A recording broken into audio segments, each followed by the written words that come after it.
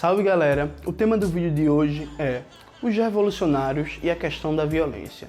Quem realmente defende a paz?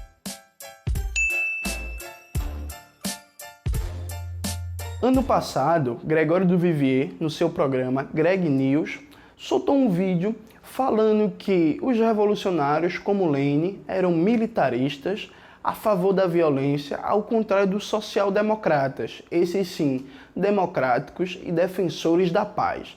É muito comum ouvir nos discursos da direita e de certa esquerda liberal e moderada que os revolucionários, em especial os anarquistas e os comunistas, são defensores da violência, do sangue, eles gostam de ver morte. Mas é verdade realmente? Os revolucionários, eles são defensores da violência? Eles têm fetiche pela violência? A história real não é assim. Antes de entrar propriamente numa análise histórica, é importante algumas considerações teóricas. Os revolucionários, especialmente os marxistas, eles consideram que a violência é um dado estrutural do sistema capitalista. O capitalismo, como é um sistema socioeconômico que funciona oprimindo e explorando a imensa maioria da população, ele precisa da violência para se reproduzir. Então não é coincidência que em todos os países capitalistas do mundo, as principais vítimas da violência policial e do sistema penal e carcerário sejam pessoas pobres oriundas da classe trabalhadora. Também não é coincidência que todas as vezes que existe uma rebelião popular, uma tentativa de revolução ou até uma série de protestos massivos, a resposta do Estado burguês é repressão, repressão e mais repressão. O que os marxistas perceberam foi que a violência é um dado da realidade, gostemos dela ou não. O capitalismo ele não funciona sem uma violência sistemática contra os de baixo. Evidentemente que em alguns países o uso cotidiano da violência é maior do que em outros. Em países de capitalismo dependente, como o Brasil, a violência no cotidiano da classe trabalhadora é muito maior do que em países de capitalismo central, como por exemplo, se você for comparar os índices de letalidade policial, eles são muito maiores no Brasil do que na Inglaterra. Só que essas diferenças, embora importantes, são explicadas não porque o capitalismo na Europa é mais democrático e mais humano, mas sim porque ali é um dos centros mundiais do capitalismo, onde a riqueza extraída de toda a periferia do capitalismo possibilita um nível de distribuição de renda um pouco melhor e as contradições e os conflitos de classe tendem a tomar um caráter menos agudo. Mas até isso na própria Europa já está mudando, não é mais uma realidade tão atual, até porque não existe mais estado de bem-estar social na Europa, ele já foi quase que todo destruído. Outra questão muito importante é que os teóricos da burguesia, os ideólogos do capitalismo tendem a subestimar o papel da violência na reprodução desse sistema. E não só os teóricos burgueses, até pensadores de esquerda, críticos, acabam caindo nessa ilusão. Por exemplo, a partir dos anos 60 se tornou uma moda na Europa Ocidental, a partir de uma certa leitura bastante equivocada de Gramsci, dizer que a dominação de classes no capitalismo desenvolvido não se dava mais com o uso da força, mas sim pela hegemonia, pelo convencimento. Então escolas, igrejas, partidos políticos, meios de mídia seriam o principal instrumento de dominação da classe dominante. Michel Foucault passou a falar de uma microfísica do poder, uma sociedade com instituições carcerárias capilares. Então, tanto a escola como a clínica psiquiátrica seriam uma instituição carcerária e uma análise descendente do poder, ou seja, uma compreensão do poder de baixo para cima. O Estado burguês, com seu sistema de justiça criminal, forças armadas e aparelhos repressivos de uma maneira geral, não seria o centro estratégico de exercício do poder, mas sim essas micro-relações de poderes pulverizadas por toda a sociedade. Ainda na França, Pierre Bourdieu começou a falar de um poder simbólico que esse sim seria o verdadeiro centro da crítica à dominação. Fora de um campo de esquerda, Habermas e Hannah Arendt passaram a falar que a política não tem violência. A política é uma esfera de consenso, de diálogo intersubjetivo entre as partes, e se tem violência, não é política. A violência é, por definição, a negação da dimensão política da vida humana.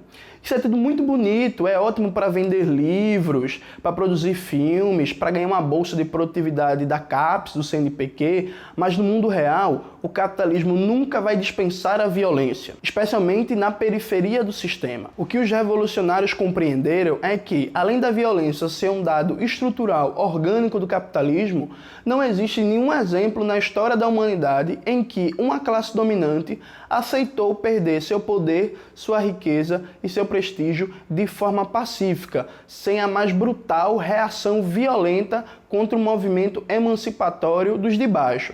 Aliás, a própria América Latina nos dá centenas de exemplos disso. Os ciclos de golpes e ditaduras empresariais militares em nosso continente não foram, em sua maioria, contra projetos políticos revolucionários. Foram contra projetos reformistas muito moderados. Um exemplo disso é o golpe empresarial militar no Brasil de 1964. O governo João Goulart não era um governo comunista, um governo revolucionário. João Goulart era um político nacionalista que defendia uma reforma agrária, reforma bancária, acabar com o analfabetismo, garantir que a maioria da população tenha acesso à saúde e coisas do tipo. Um projeto tão moderado como esse foi encarado pela classe dominante brasileira e pelo imperialismo estadunidense como algo inaceitável e o resultado todos nós sabemos. Então não adianta idealizar. A classe dominante nunca vai entregar seu poder sem uma reação violentíssima e a violência é um dado estrutural do capitalismo. Isso não significa, evidentemente, que a dominação de classe se dá apenas pela repressão. Como bem mostrou Antônio Gramsci, e essa é sua contribuição real, a dominação de classe burguesa se dá numa combinação complexa e estratégica entre coerção e consenso, convencimento e repressão. Os aparelhos ideológicos da classe dominante atuam para legitimar a violência da burguesia e esses aparelhos repressivos da burguesia garantem que os aparelhos ideológicos da classe dominada, dos trabalhadores, sejam reprimidos, combatidos, para que a ideologia burguesa seja hegemônica no seio da sociedade. Então, repressão e convencimento atuam de maneira orgânica, combinada na ordem burguesa. Isso não significa, porém, que a repressão tenha perdido importância nas formas atuais de dominação do capitalismo. Muito pelo contrário.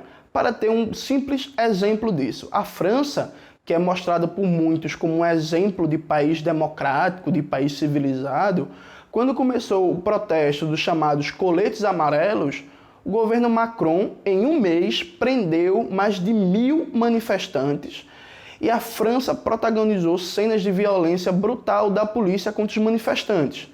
Basta acontecer alguma crise política, levante popular ou tentativa de revolução, que a resposta da burguesia vai ser sempre um mar de sangue e de brutalidade. Aliado a isso, do ponto de vista histórico, os comunistas sempre foram defensores da paz.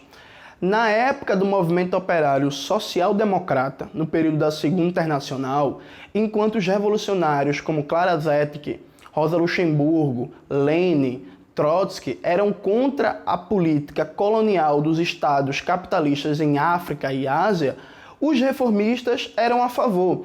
Então, Eduard Bernstein, por exemplo, ele defendia o colonialismo do Estado alemão em África e dizia que era legítimo, que o Estado alemão estava buscando seus interesses.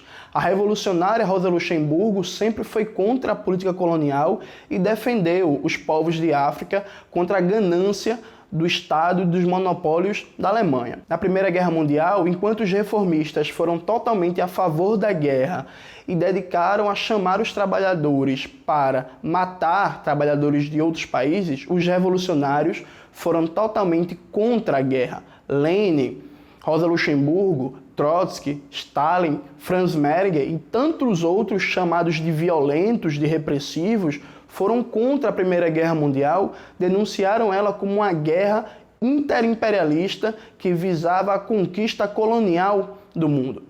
Ao final da Segunda Guerra Mundial, os grandes movimentos que passaram a história em defesa da paz e contra as guerras foram protagonizados pelos comunistas. Movimento contra a Guerra da Coreia, contra a agressão do colonialismo francês na Argélia, movimento contra a guerra no Vietnã e uma série de campanhas mundiais pela paz tiveram a participação fundamental dos comunistas. Aliás, por falar em comunistas, enquanto os partidos social-democratas da Europa ou apoiaram diretamente ou fingiram que não viam a política do imperialismo estadunidense de promoção de golpes de Estado na América Latina, os comunistas não só eram os principais perseguidos por essas ditaduras militares, como tiveram um papel fundamental no processo de volta da democracia burguesa. Na história real do século XX, essa era dos extremos, como dizia o saudoso historiador Eric Hobsbawm, os social-democratas não eram a favor da paz.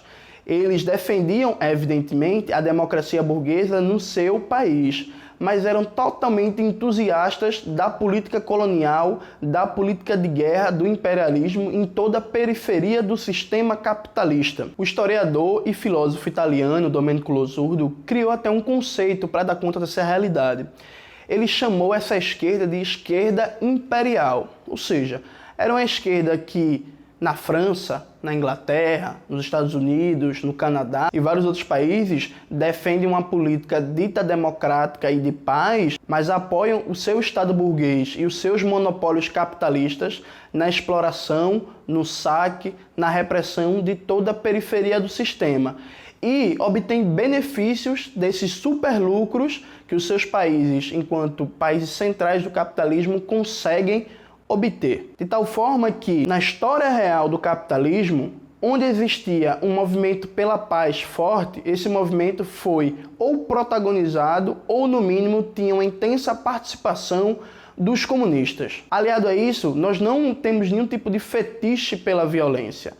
Rosa Luxemburgo, Lenin e vários outros revolucionários criticaram abertamente os terroristas. Na Rússia, por exemplo, existia uma cultura política muito forte de terrorismo de esquerda. Intelectuais que compreendiam que grandes atos como matar um primeiro-ministro iria despertar as massas para a luta. Lenin sempre combateu esse tipo de concepção e defendeu que o terrorismo não tem nenhum tipo de capacidade mobilizadora e, muito mais importante do que matar um primeiro-ministro, é conseguir organizar e educar politicamente a classe operária para compreender que dentro do capitalismo, dentro dessa forma de Estado burguês, ela não conseguiria alcançar os seus objetivos fundamentais. A defesa dos comunistas da violência revolucionária é uma defesa fundamentada numa compreensão crítica e real do que é a dinâmica do capitalismo, mas que não está pautada em nenhum tipo de fetiche da violência ou sede de sangue.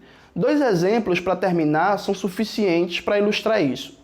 Durante a Segunda Guerra Mundial, o exército japonês era famoso por sua brutalidade.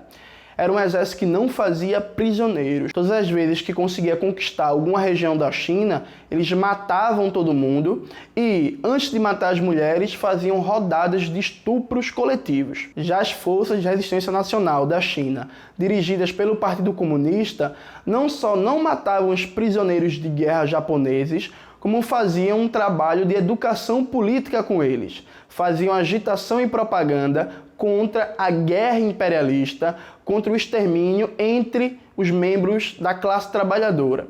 Muitos desses prisioneiros eram soltos, voltavam para o exército japonês e continuavam reproduzindo uma propaganda anti-guerra, ao ponto que, a partir de 1944, o exército japonês começou a fuzilar todos os soldados que foram presos pelo exército chinês e depois liberados, porque, segundo o alto comando militar do Japão, os comunistas são muito perigosos e qualquer pessoa que dialoga com eles está contaminado pela ideologia do pacifismo. Outro exemplo muito importante é a demonizada República Democrática Popular da Coreia, vulgo Coreia do Norte.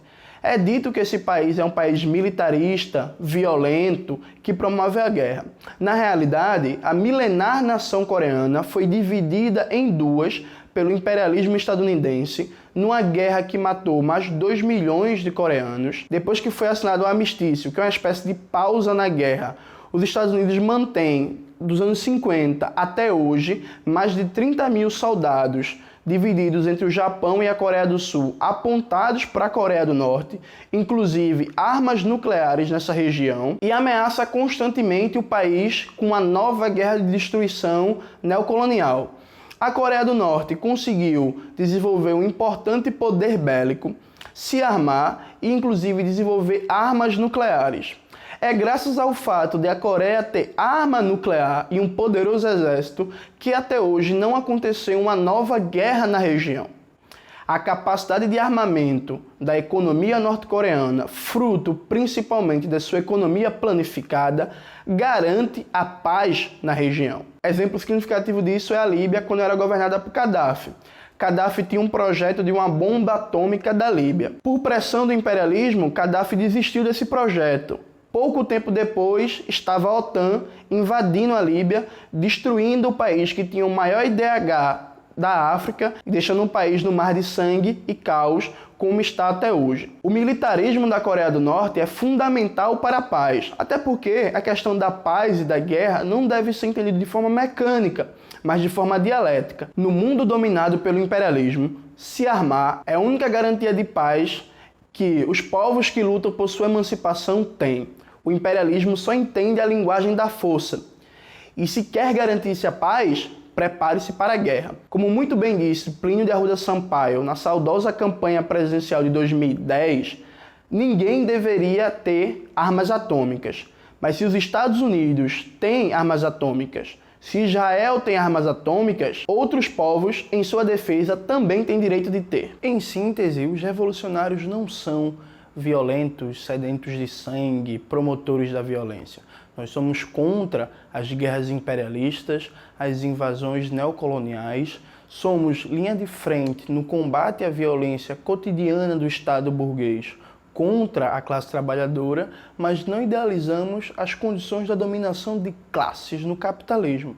Compreendemos que a violência é um dado estrutural do sistema capitalista, que a classe dominante, especialmente na periferia do capitalismo, nunca vai entregar seu poder de forma pacífica e que a violência revolucionária dos trabalhadores de suas organizações é uma necessidade histórica intransponível da conquista do poder político pelos trabalhadores e da construção de um novo mundo, um mundo socialista.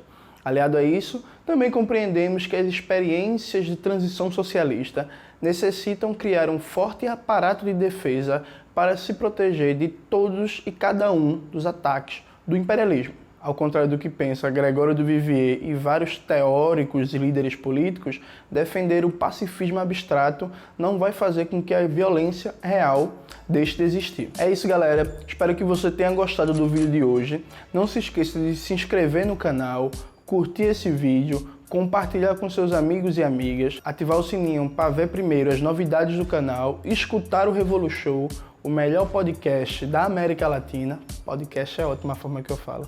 Podcast, pode ser lá, enfim. Ajudar a manter e melhorar nosso canal a partir do Apoia-se, que está aqui na descrição do vídeo. E até a próxima.